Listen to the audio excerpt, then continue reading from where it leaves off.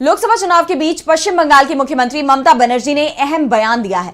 उन्होंने कांग्रेस को समर्थन देने की बात कह दी है, जिससे बीजेपी बौखलाती दिखाई दे रही है। तो अचानक कैसे ममता का बदला रुख, देखिए ये रिपोर्ट। पश्चिम बंगाल की मुख्यमंत्री ममता बनर्जी ने बीजेपी की टेंशन बढ़ा दी है। ममता ने कांग्रेस के समर्थन का ऐलान कर दिया है। ममता ने कहा कि पश्चिम बंगाल में हमारा गठबंधन कांग्रेस से नहीं हो पाया। यहाँ टीएमसी सभी 42 सीटों पर चुनाव लड़ रही है, लेकिन पश्चिम बंगाल को छोड़कर देश के अन्य सभी राज्यों में टीएमसी कांग्रेस को अपना समर्थन देगी। ममता के ऐलान से कांग्रेस को पूर्वोत्तर के साथ ही गोवा में भी बड़ी मदद मिलती दिखाई दे रही है। तो इसे बीजेपी के उन दावों का करारा जवाब भी माना जा रहा है, जिसमें बीजेपी की तरफ से कहा जा रहा था कि इंडिया गठबंधन एकजुट नहीं रह पाएगा। ममता ने साफ कर दिया है कि विपक्ष एकजुट है, वो इंडिया गठबंधन के साथ है।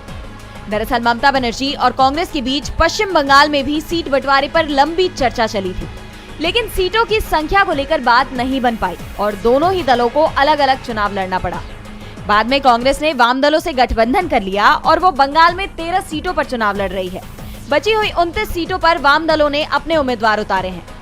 वैसे कांग्रेस की तरफ से तो पहले से ही दावा किया जा रहा था कि टीएमसी के साथ बंगाल में भले ही सीट बंटवारा नहीं हो पाया, लेकिन टीएमसी हमारे साथ ही है।